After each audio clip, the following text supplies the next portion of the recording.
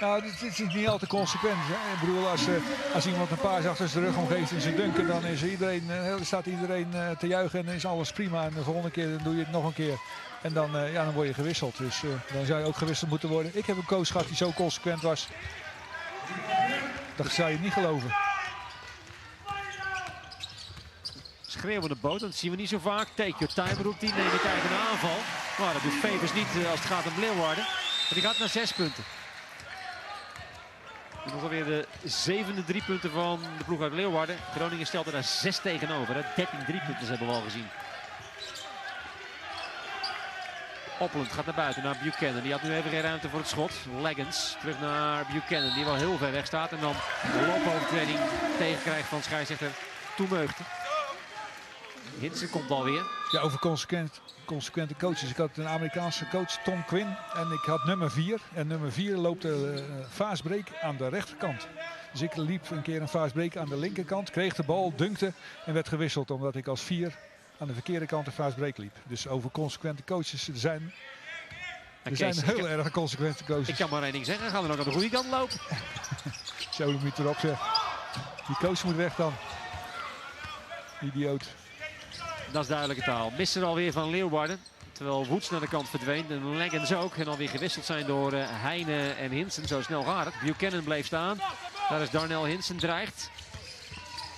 Naar buiten naar Raoul Heinen voor 3. Ja, die gaat ook meedoen, Raoul Heinen.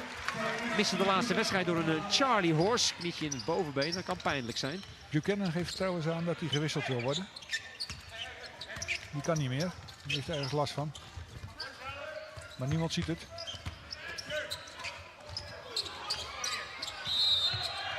Fout gefloten tegen... Was het Gary Buchanan? Zijn tweede, ja.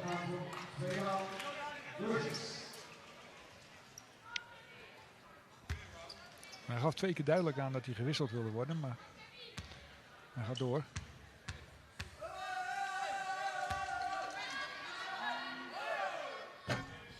Eerste vrije wordt gemist door Cammy Burks. De man van Alaska Anchorage. Ook een tweede divisie school in de NCAA. Vorig jaar goed voor 21 punten ook gemiddeld.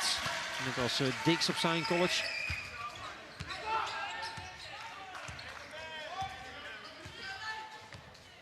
.12 voor Burks. Raoul Heine voor de Capitals. Naar Turek. Turek met Ware. Opland gaan we naar buiten. Raoul Heine nog een keer mist. Turek in de rebounds. Levert een fout op over de back. Zijn eerste. En dan steken we het veld weer over. Even overleg bij Leeuwarden in de eigen bucket. En dan mag Ware vrije worpen gaan nemen. Die komt van Purdue. Dat is ook een groot college in Amerika. Die 2 jaar heeft gespeeld. Schiet zijn vrije worpen raakt tegen 56%.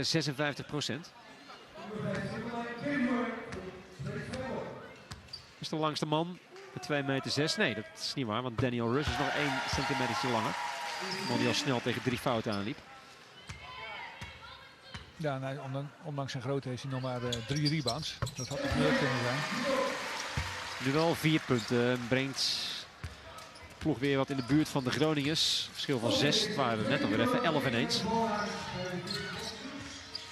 Dat zijn er 12 geweest in het eerste kwart. Turek.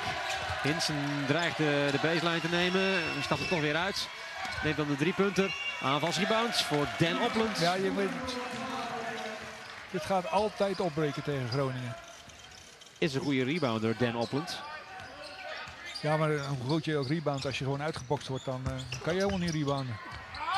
Knappe bal zeg. Ja, verdedigt hier Opland op Lawrence Ham die naar 9 punten gaat. Hij hing helemaal achter die basket. Buchanan, Turek vraagt, de bal gaat naar Opland. Raoul Heine krijgt de blok van Opland, die rolt af. Heine penetreert, Turek, bal naar buiten, Buchanan, ja dat deed hij mooi, schuimbeweging, hing.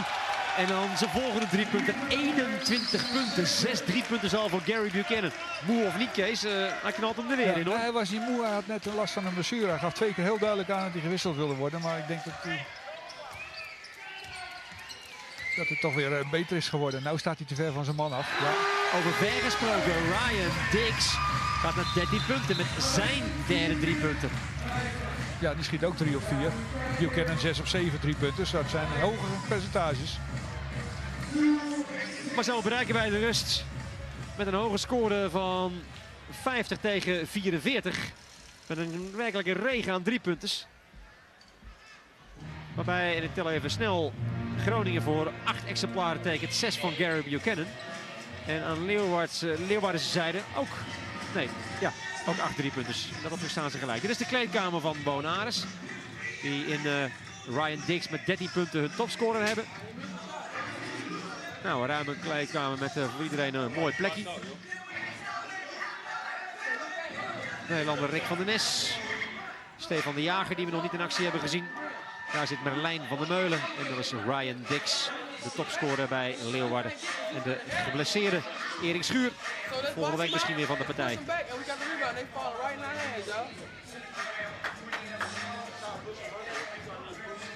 Het wacht is op de coach. André Roda, die zo wat aanwijzingen zal geven.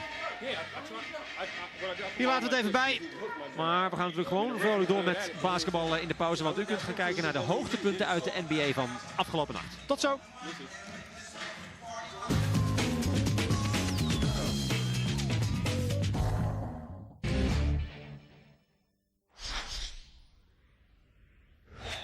Coach D'Antoni and the Suns looking for their 11th win in a row. The Suns cap off a 16-0 run as Amari hits the jumper to give the Suns a 1-point lead. Amari, 22 points and 11 rebounds in the game. Rafer Alston leading the way for the Rockets without Tracy McGrady making the driving layup. Rockets up by 5. Leandro Barbosa finds Sean Marion for the corner 3. The Matrix with 22 points and 14 rebounds. Rafer Alston cuts into the Suns' lead, finishing with the finger roll. Alston, a game-high 29 points. Suns up by just 4. But Steve Nash ices it for Phoenix with the pull-up jumper. Nash, 21 points to go with 14 assists. And the Suns keep the streak alive, winning 100-91. Kobe Bryant and the Lakers look to win on the road in San Antonio. Kobe showing off, exploding down the lane for the flush on Tim Duncan. Kobe Bryant working over Timmy D to take a 2-point lead. Kobe Bryant back at it, throwing down the alley-oop slam. But the Spurs would fight back. Tim Duncan turns and banks it in, plus the foul. Duncan, a team-high 26 points. Tony Parker, the wicked handles, crossing over for the slashing layup. Parker adding 25 for the Spurs. Vladimir Radmanovic buries the 3 as the Lakers end the third quarter on an 8-0 run, taking a 2-point lead.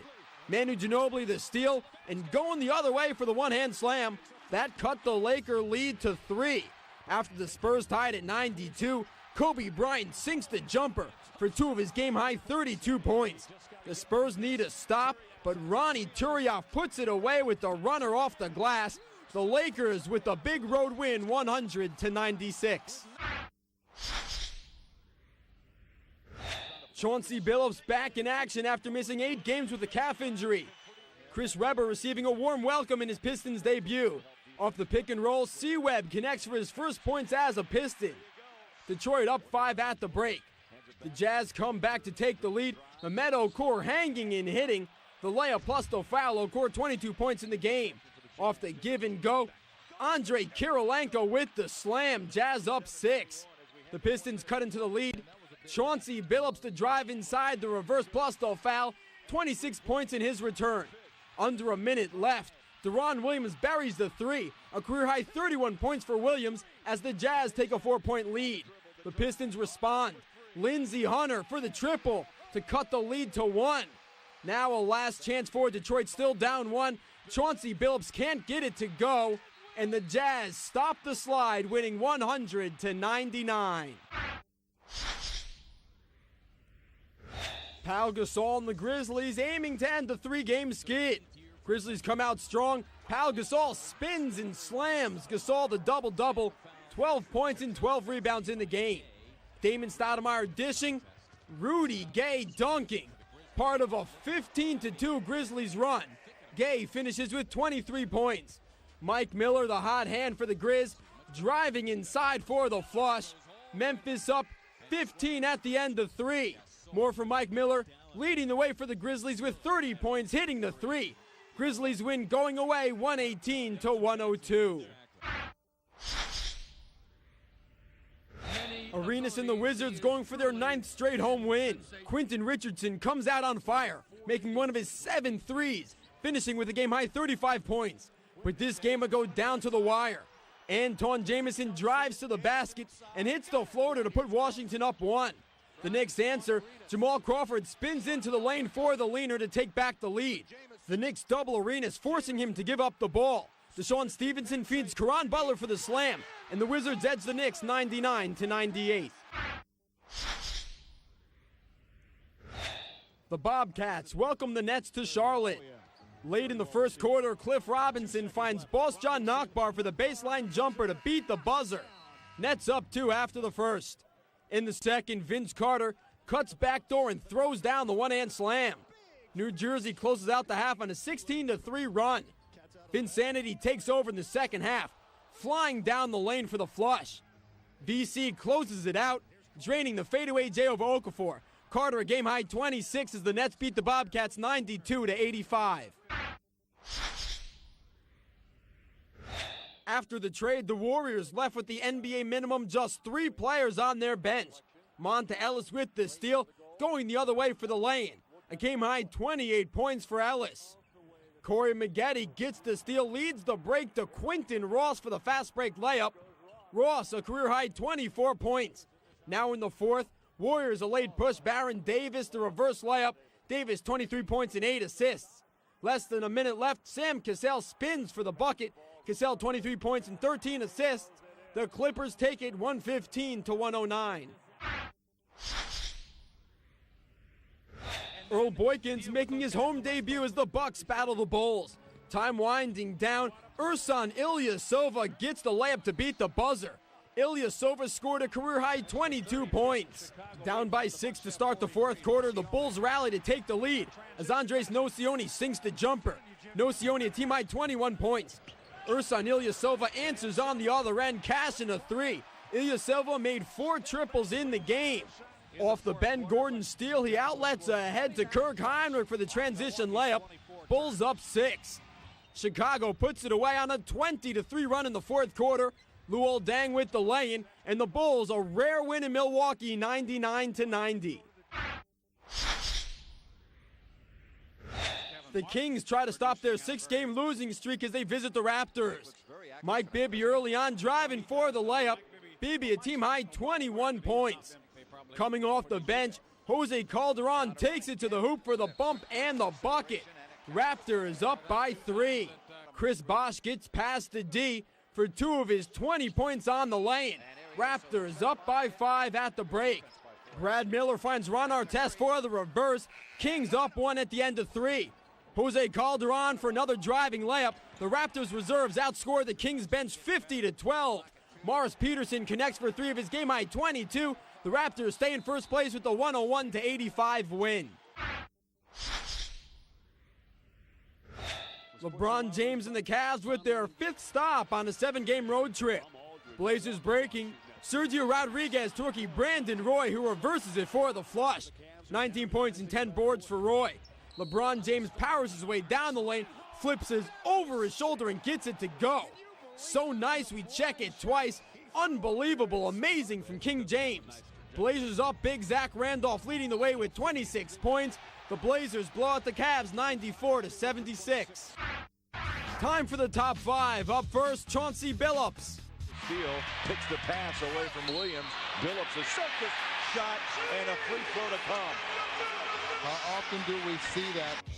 At number 4, the Frenchman, Tony Parker. Parker gets inside again. Going around several Lakers to put it in. That should be a highlight in every gym. Play number 3 goes to Kobe Bryant. An easy opportunity. Oh, beautiful play. Gorgeous pass. And Bryant gets the crowd up on its feet again. You're going to see the beautiful lob in here right up over the top of Tim Duncan. At number 2, LBJ over the shoulder. LeBron was fouled on the arm. Split it home. That was sick. Can you believe that was a blind shot he threw up there and it spun home? Oh, my. And the top play of the day, Kobe on Tim Duncan. That's a clear out. Kobe Bryant to the basket. Oh, explodes. Oh, baby. Oh. How about that little hesitation and then explosion? Oh, wow.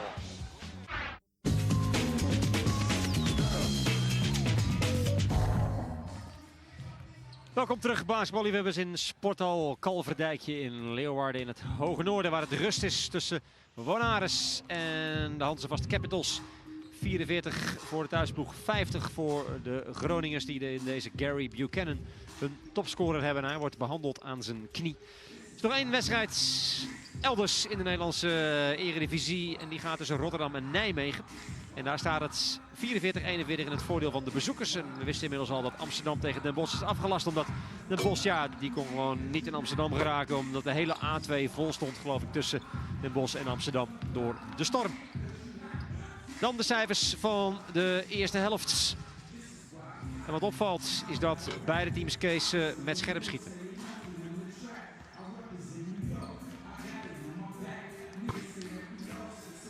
Erg goed. Als ik de 3-punters van Groningen is 8 op 13, dat is 62%. En de 3-punters van Leeuwarden 8 op 16, dat is 50%. Dus het is hoger dan ze van het veld schieten. Ja, het grote probleem zal in die rebounds zitten. We zien hier dus voor Leeuwarden 12 en voor Groningen 21. En daar zitten dus ook wel 8 aanvallende rebounds bij. En een aantal keren is daar direct aan gescoord. Dus als je zegt van laat het 5 keer niet gebeuren, dan heb je toch 10 punten minder. En dan sta je met 44-40 voor. Maar dat is wishful thinking. Leeuwarden slechts 1 aanvallende rebound, wou ik er nog even aan toevoegen. Wat zijn de topscorers van de eerste helft? We zagen Gary Buchanan al zitten met die 21 punten van hem. En hij schiet dus 6 op 7 achter de 3-puntslijn. 8 voor Woods. En Hinsen en Opland allebei 6. Dix en Burks zitten boven de 10 punten bij Leeuwarden met 13 en 12. Gevolgd door Ham 9 en Favors op 6. Dan gaan we naar de beste rebounders van de eerste helft. 3 man met 3 rebounds bij Leeuwarden. Woods springt er bovenuit met 7 rebounds aan Groningse zijde. Ja, Woods doet gewoon de dingen die je moet doen. Hè. Je weet dat het vorig jaar een aanvaller was. Het is hier nu gewoon getransformeerd tot een harde werker. Maar wel een goede, want hij verdeelt heel goed. Pakt al 7 rebounds en hij scoort dus ook nog zijn puntjes uit allerlei situaties. En hij begon trouwens met een goede 3 punten. Absolute man van de eerste helft was natuurlijk Gary Buchanan. Ja, als een schutter. En dat is Buchanan als hij hot is. Nou, dat hoef ik jou niet te vertellen, Kees Akerboom. Want dat was je vroeger zelf ook wel eens. Nee, en ze hebben wel een spelletje voor een schutter. En hier zie je een van die ballen. Ja, af en toe zie je ook eentje dat hij uit volle ren komt. Hier bijvoorbeeld. En dan stoppen en schieten. En dat zijn hele moeilijke ballen, hoor. Maar op een gegeven moment, als je er toch 3 gemaakt hebt, dan moet je dus zorgen dat je er dichter op zit. Maar je ziet ook, dat zag je uit dit schot mooi, en deze, hier komt hij zo aandribbelen, schiet, die kan je niks doen. En de andere was heel goed gespeeld van Groningen, gewoon dat hij op de weakside staat. En Buchanan op de weakside hebben, dat zijn lange pasen en dan kunnen die verdedigers niet meer belopen. En wat dat betreft spelen ze hem dus slim uit. En hij beloont coach goed met 6 of 7 3-punters te schieten. Die ook toe staat spelen, we hadden het net al even over hem, is deze Chris Woods. 8 puntjes en 7 rebounds. De man die vorig jaar dus bij Weert speelde, toen 22 punten gemiddeld maakte tegen 48% van het veld. Ja, maar Woods is nou toch is gewoon van een raspaard een werkpaard geworden. Maar eentje die wel heel erg belangrijk voor Groningen is. En dat zie je uit dit soort situaties. Omdat hij aanvallende rebounds pakt en dan omhoog gaat. En in dit geval paast hij uit. Want dit was een verdedigende rebound. Maar het is een werker, maar zijn verdedigende werk. Hè, want hij sloopt vaak een tegenstander. Een werkpaard, maar af en toe laat hij nog wel kunstjes zien van een raspaard. Chris Woods. Diggs is bij de thuisploeg goed voor, en dan moet ik even kijken, 13 punten maar liefst. De nummer 8 schiet met scherp. Ja, ook zijn 3 punten zijn goed, maar deze beweging bijvoorbeeld, die crossover dribbel, waardoor hij gewoon zijn man helemaal uitspeelt. En dit was ook zo'n mooie, met bord geschoten. Die jongen heeft individueel hele goede aanvallende beweging, hoor. 1 puntje minder voor zijn teamgenoot Kenny Burks. Dat is de nummer 9 van Alaska Anchorage. En ook hij die een regen van 3 punten neerdalen over de Groningers. 3 stuks maar liefst. Ja, hij pakt ook nog 3 rebounds, geeft 2 assists. Een beetje een allrounder. Maar die 3 punten gaan er ook goed in. Het grootste verschil was 12 punten in het eerste kwart. Groningen heeft in het tweede kwart met 11 punten voorgestaan. Bij 40 tegen 29 na een 9-0 run. Maar daarna is Leeuwarden toch weer goed teruggekomen tot 50 tegen 44. 6 punten verschil. Ja, dan kan het na de rust nog alle kanten op. Ja, je ziet bij Groningen wel vaker dat ze of heel goed beginnen. En dan je ziet ook dat ze heel makkelijk een voorsprong nemen. Maar op een of andere manier kunnen ze dat toch niet doorzetten. Misschien omdat er dan te vaak gewisseld wordt omdat iemand een foutje maakt. Dat het ritme eruit gaat. Maar ze geven wel vaak voorsprongen weg in ieder geval. Wij spelen gewoon Amsterdam en de Bos dus niet. Avondje vrij voor Akerboom junior. En ook voor Leon Rodgers die tot MVP van de week in de ULEP Cup werd gekozen. Maar ja, goed. Verloren van Rode Ster. En dus niet naar de volgende ronde. De koploper in de Nederlandse Eredivisie, Den Bosch. 34 punten trouwens voor Rodgers tegen de Joegoslaven. En Akerboom junior had er 16, schoot 7 op 11. Afgelopen dinsdag. En we zijn begonnen aan de tweede helft. En hoe? Met de score van Lawrence Ham. Laat maar raden. 3 punten. Ja, goed begin voor Leeuwarden natuurlijk. Tweede helft moet het toch gaan gebeuren. En dan kom je lekker op 3 punten. 17e 3 punten al van de wedstrijd. Turek voor Groningen. Blijft maar schijnbewegingen maken. In de buurt van de ring krijgt hij die bal weer in. Ja, goede bal van die Turek. schijnbeweging is best goed hoor. Zolang je maar zorgt dat je je pivotvoet vasthoudt met dit soort werken. En hier zie je toch hoe handig die als soort slangenmensen tussendoor gaat. En maar blijven faken. In deze kleurrijke sporthal met het gele speelveld. Een rode bucket. Een mooie schildering op de muur. Loppaasje en een blok van Turek. Maar blijkbaar met een fout op Gary Ware. Ja, dit is toch het wapen om tegen Groningen te gebruiken. Hier zie je het volledige overspelen. Ja, aan de weakside, je ziet Opland veel te laten komen. Die moet er eigenlijk al half zijn. Maar dat is heel moeilijk spelen. Omdat iedereen krijgt gewoon die opdracht om te blijven overspelen en overspelen. En je ziet hoe beter de ploegen worden, hoe makkelijker dan ze tegen deze verdediging spelen. Omdat een loppaasje vaak genoeg is om een uncontested lay-up te hebben. Leeuwarden verloor van Zwolle, Amsterdam, Rotterdam en Nijmegen. En met name die nederlaag tegen Amsterdam was zuur. Door de nood 3 punten van Will Chavez vanaf eigen helft. Maar wel de laatste 4 dus verloren.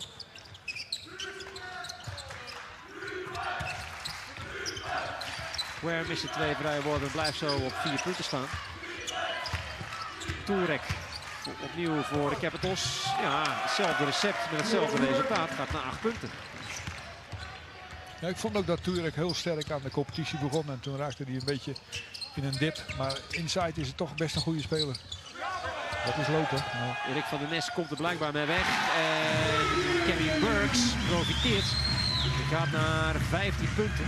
Dankzij de 4e 3 punten. Ook een verre hoor, deze. Ja, 7 Amerikanen in de ploeg van André Roorda. Tweedejaars eredivisiecoach. Derde jaar voor Leeuwarden in de eredivisie. Nu Turek gemist. Een rebound situatie waarbij Woods ongelukkig een fout maakt op Kenny Burks. De eerste voor Woods. Ja, er was wel eerder fout gefloten moeten zijn. Want hem die wou die rebound pakken, kreeg een enorme zet in zijn rug. Maar dat werd door iedereen gemist. Ja, Leeuwarden haalde is in het debuutseizoen meteen maar de play-off.